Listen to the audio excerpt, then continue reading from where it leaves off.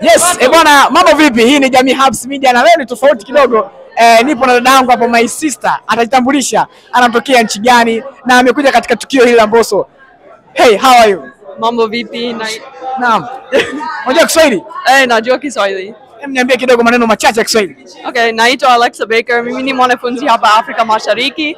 Naongea Kiswahili kabisa pamoja na Kiingereza na lugha nyingine. Nimefurahi sana kuja hapa kwa exclusive listening party ya Mbosso ya room number 3.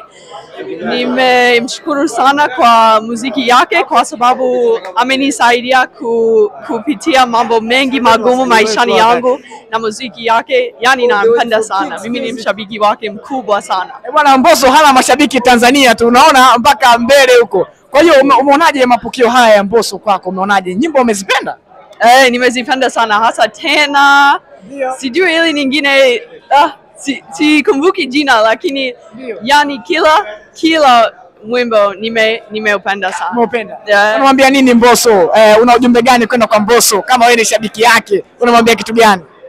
Ningemwambia kwamba nimefurahi sana kupata nafasi hii ya kuja hapa kumsikiliza, kumunga mkono na yeye, na kusema kweli asanteni Tanzania yote kwa nafasi hii ya Bongo Flava, kwa kumpa Mbosso nafasi ya kukua kama mwanamuziki bora nchini Tanzania. Nashukuru.